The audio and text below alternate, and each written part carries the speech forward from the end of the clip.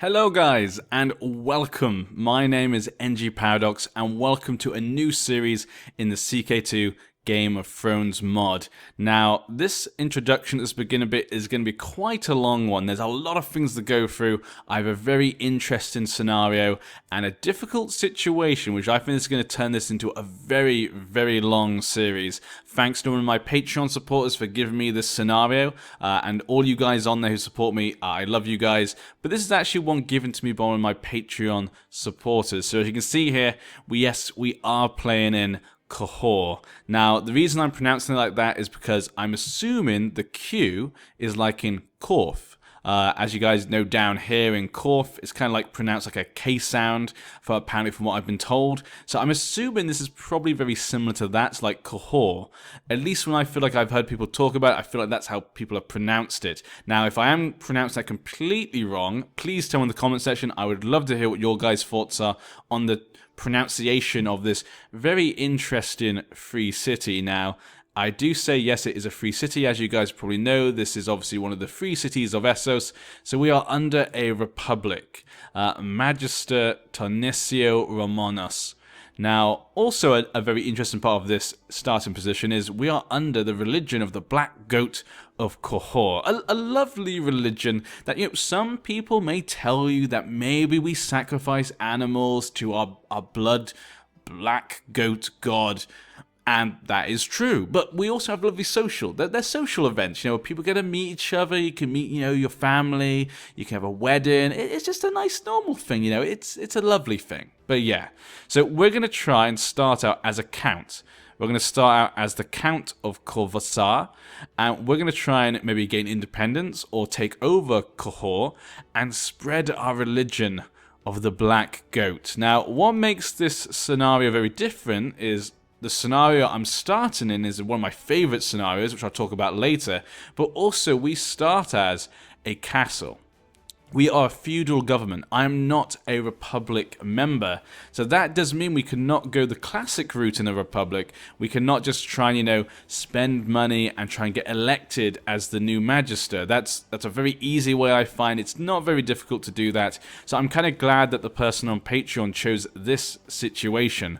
This means we're going to have to either become independent or we're going to have to turn it into a kingdom. Now, there's a few things that's going to make this difficult. One thing, the castles don't have many troops. Compared to the cities in this place have way more troops, as you can see here. 3,000 men, I have about 800. We're not in the strongest position, so that's going to make it exceedingly difficult. Now, there are other castles around, so my aim possibly is going to be to try to eat up these other castles so we can kind of expand, and once we have enough power we can then maybe force an independence faction, maybe something like this. But then there's something else stopping me. If we have a quick look at the laws in Qohor, we have medium realm authority. The powers of the nobility and the monarch are in a precarious balance. Vassals can no longer wage private wars within the realm. So this means to begin with, we're not going to be able to declare war on other people. We're going to have to find other ways to be able to expand ourselves. So this is a really difficult scenario. One county place underneath a free city and not a republic member. So I thought it was a really nice idea. It's a real nice challenge, something really difficult. It's going to be probably a long series, probably very slow to begin with, a bit like the Stain series. But we are playing in the Dance of Dragons scenario. So if you don't know what the Dance of Dragons scenario is, this is actually one of the bookmarks in history. So don't worry, there's no spoilers here. I don't like to say spoilers in my videos, especially for people who have not watched it. But this is set in the past. This is the history. And it's probably my favorite scenario. We have at the moment King Aegon Targaryen. Now, the previous king, his father, King Viserys Targaryen, left the throne in a bit of a precarious balance. His favorite child, Rhaenyra Targaryen, he made it pretty obvious that he wanted her to be queen when he died. But due to some other things that have happened in the past, there seemed to be a precedent that maybe the son should inherit. And so some people, led by the Kingsguard, the Lord Commander of the Kingsguard, Criston Cole? Yeah, I think it's Cole. Cole the Kingmaker put Aegon as the king. This meant that the daughter, the sister of Aegon, declared war on the Iron Throne for her rightful claim on what is rightfully hers, that her father would have wanted her to have. And so they're now fighting each other in open conflict. Complete civil war. This is Targaryen versus Targaryen, dragons versus dragons. There are many dragons in this scenario, and many of the Targaryens are dragons. It's a really fun one to see what happens and kind of see which dragons come out on top. So I'm really looking forward to seeing kind of how this plays out. Now, the goal of this scenario is I'm going to try and obviously become independent or just become powerful as usual. You know, it is a game. That's how we do it. So we're going to try and become as powerful as possible. And in the future, we're going to invade Westeros. So that will be the end goal. He wanted me, the person who gave me this situation, he wanted me to invade Westeros when Targaryens have dragons. Normally when I invade Westeros, the Targaryens or whoever is in charge do not have dragons. So this adds a real extra layer of difficulty. The AI can be easy to fool, but with dragons, that is kind of difficult. That gives them a big advantage. So we're going to have to find a way to get around this. Should we kill the dragons? Should we cause problems in the Iron Throne? Should we just breed a great warrior to kill the dragons ourselves in personal combat? Probably unlikely. Or should we get a dragon ourselves somehow? Again, very unlikely. But we're going to have to see what we can do. So I think it's going to be a long, fun series where we can spread the glorious religion of the Black Goat. The Black Goat versus the dragon. Of course the goat would win. That's a silly contest, but yeah. But it's definitely going to be challenging. So we're going to look at our family then. So let's look at our position. So Corvassar, we are Lord Tarnisio Taladorius. So this is our family banner here. I kind of like it. It's kind of an interesting one that they chose. Our personality is we are stubborn, we're gluttonous, we're honest, and ambitious. And we're pretty good at diplomacy and a little bit good at martial. So that's not too bad. Not so good at stewardship now. Now, the reason I'm telling you these things, if you've not watched my series before, how I like to play in CK2 is, and in most games actually, I like to immerse myself. So I kind of try and roleplay just a little bit, just to kind of based on their traits. So this means that when events pop up, I choose the event I think my character would pick based on his traits. Also, we try to expand or gain power based on his traits. So for example, if my character is honorable maybe, or a kind man, maybe he would not assassinate people. It might depend on the situation, but I think maybe an honorable man would not assassinate. So that would maybe stop me from trying to kill off people. So I'd find other ways to expand and try to cause chaos possibly if we need that. And our man's very ambitious, so that means he's probably going to do a lot of things that he can to try and gain power. So that's kind of good for us. So that is why that's important. I hope you guys do enjoy that. I know a lot of people do. My wife is Lady Alia. Nothing really special just there. We have a son, Rogo Taladoris. Again, nothing really special here. We have a daughter, Azera. And we have some other family, some siblings. We have a sister, Cosima. She's pretty good at intrigue and stewardship. We have a brother, Pinto, who's very good at martial right there. I think we just found our general. And also a skilled fighter. So this guy could end up educating my son, make him a skilled fighter and a good martial. And my last brother, Vargo Taladoris. Now, it seems as though he's not particularly good at anything. Oh, but he does have the formidable fighter trait. So that is pretty awesome. I think we just found our bodyguard. Apparently he's the healer. Let's have a quick look at our council then.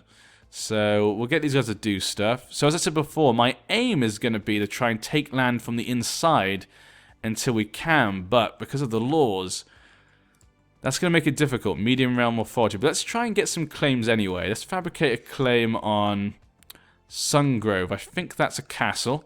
It's a young boy with a castle. Above us we have Master Tycho Togot. Like I say, I also like to look at a lot of the characters and dynasties around us.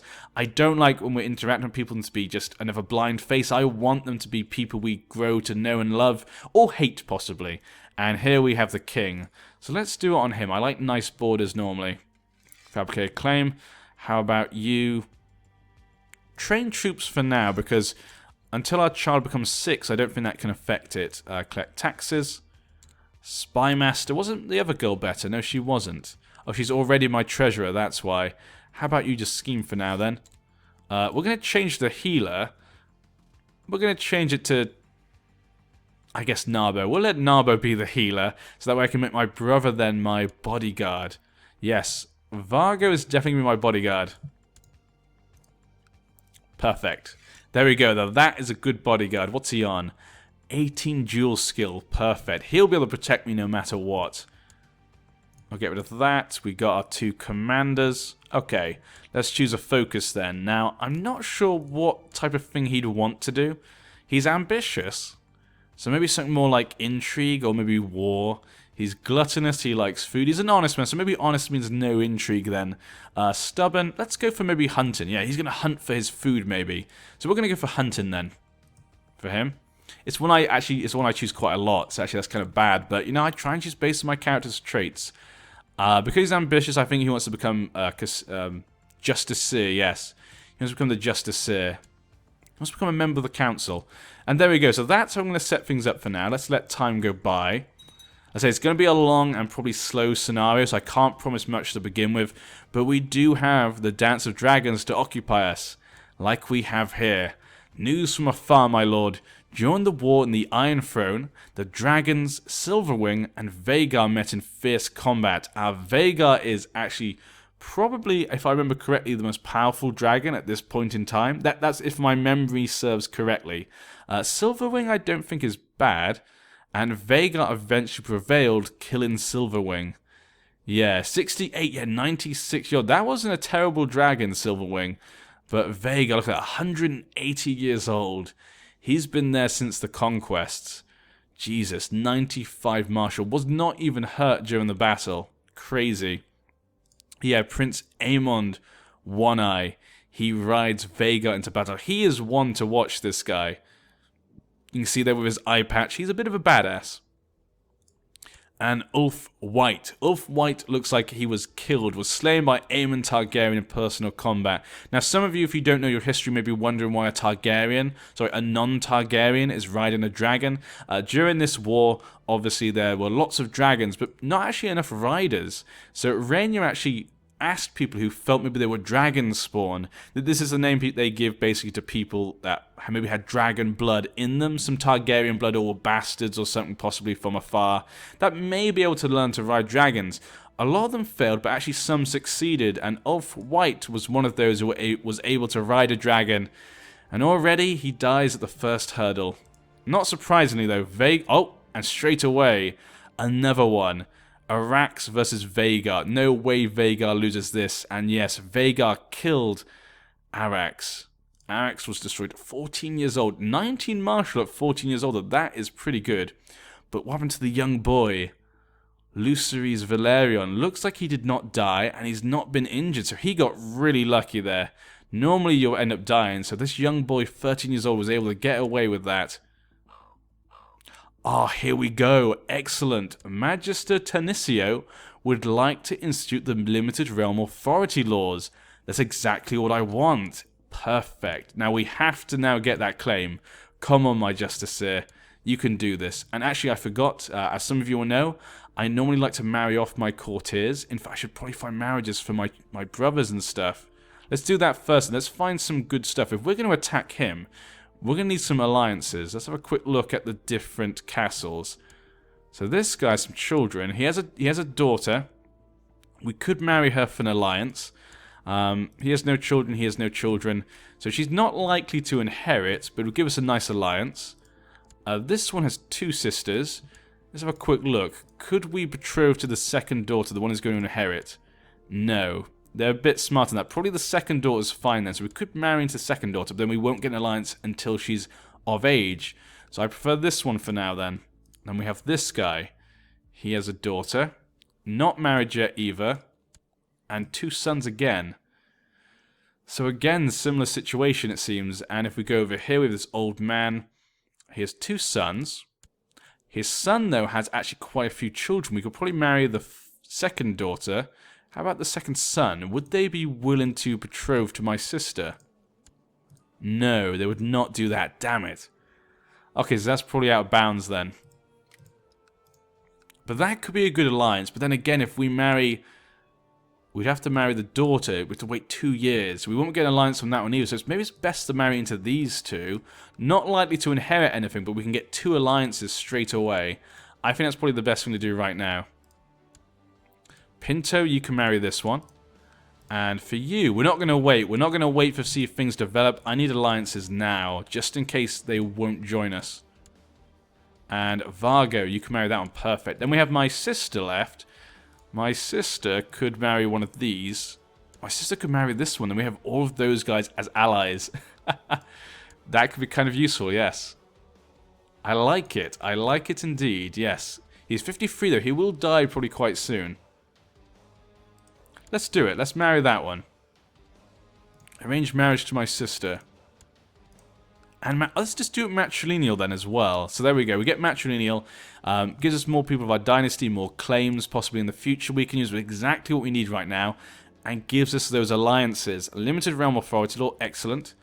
We might as well just start a faction as well. Independence. Just in case. You never know, people might join us. And if people join us then, we can actually push for independence earlier than later, maybe. So yeah, actually things have gone quite well to begin. Maybe this won't take as long as I thought, but it still probably take a long time. Okay, Liege Loyalist faction there. There we go, perfect. Excellent, very good beginning here, I like this. Okay, now let's get some of these people married. These two are now married. My spy master though, you need a nice wife.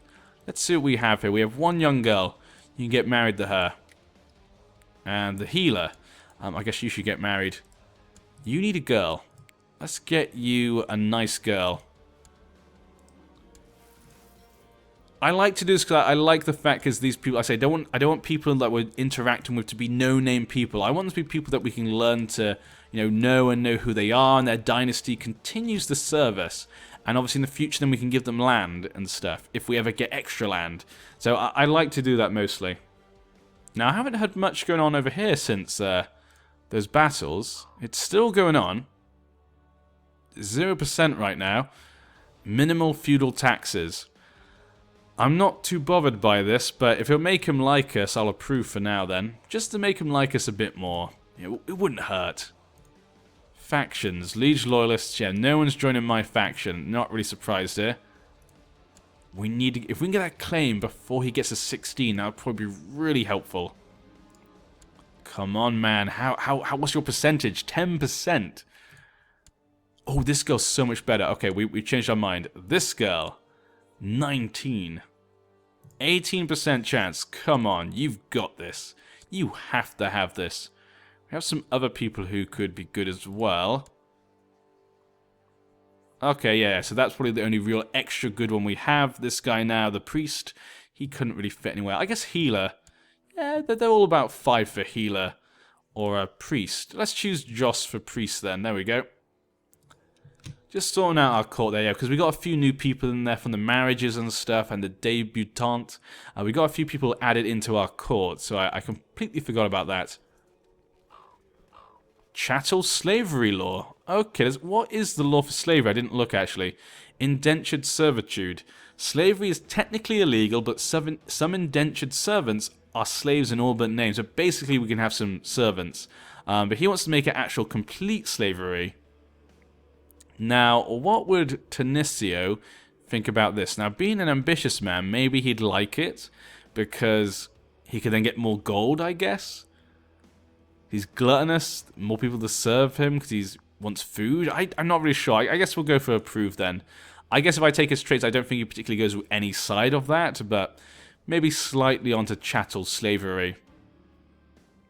Has convinced me what a benevolent and peaceful ruler his liege is. Okay, thank you very much. Good to know, Ragat. Good to know. But yeah, I'm not going for the towns, even though the cities have a lot more men. Because I'm a different government type, I wouldn't be able to hold them. It causes problems and stuff. I guess we could probably hold it, but it just causes problems and stuff. I just want to get away from them.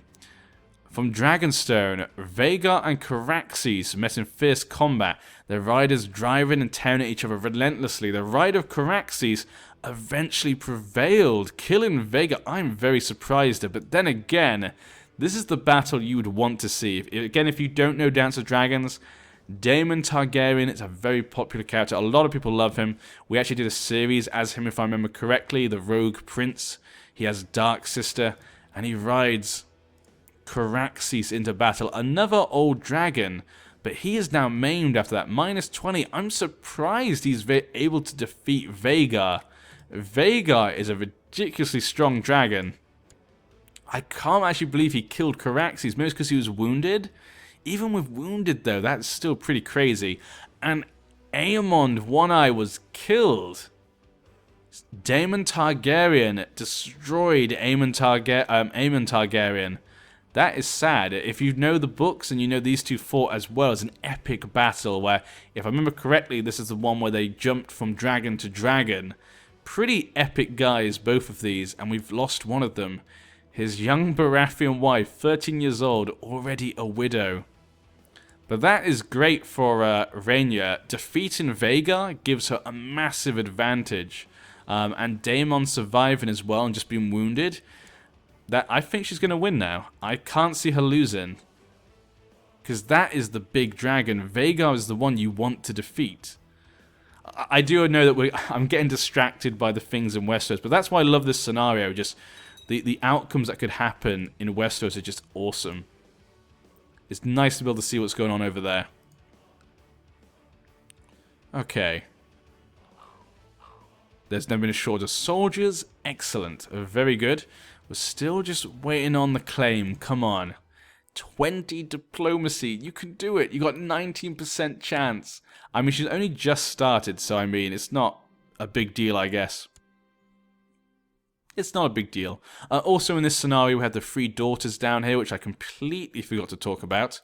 Again, if you don't know what this is, it's basically just a combination of the 3 cities down here, Tyrosh, Lys, and Maya, just becoming one kind of empire title known as the 3 Daughters, Kingdom of the 3 Daughters.